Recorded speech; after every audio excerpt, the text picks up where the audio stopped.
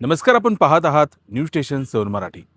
माजी मंत्री लोकनेते स्वर्गीय विलासराव पाटील उंडाळकर काका यांच्या 88व्या जयंतीनिमित्त कोयना बँकेच्या आवारातील त्यांच्या पुतळ्याला अभिवादन करण्यासाठी विविध क्षेत्रातील मान्यवरांसह कार्यकर्त्यांनी मोठी गर्दी केली होती। माजी मंत्री लोकनेते स्वर्गीय विलासराव पाटील उंडाळकर काका यांच्या 88व्या जयंतीनिमित्त कोयना बँकेच्या आवारातील त्यांच्या पुतळ्याला पुष्पहार अर्पण करून अभिवादन करण्यासाठी विविध क्षेत्रातील मान्यवर पदाधिकारी आणि कार्यकर्त्यांनी मोठ्या संख्येने उपस्थित राहून त्यांना अभिवादन केलं। स्वर्गीय विलासराव पाटील उंडाळकर यांनी कराड दक्षिण विधानसभा मतदारसंघाचे सलग 7 वेळा प्रतिनिधित्व करत विकासाची भक्कम परंपरा निर्माण केली होती।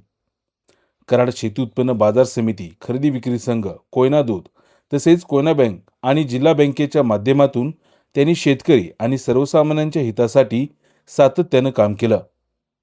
सामान्य कार्यकर्त्याला सत्तेच्या केंद्रस्थानी नेण्याची त्यांची कार्यपद्धती आजही अनेकांसाठी प्रेरणादायी मानली जाते। जिल्हा बँकेच्या माध्यमातून त्यांनी संबंध जिल्ह्यात कार्यकर्त्यांचे मजबूत जाळे निर्माण केले होते। प्रशासनावर देखील त्यांची प्रभावी पकड होती।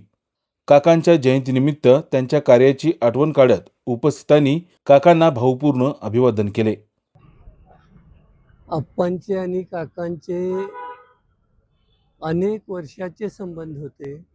आज जर मला विचारलं तर 90च्या दशकापासून जवळजवळ 30-35 वर्ष झाली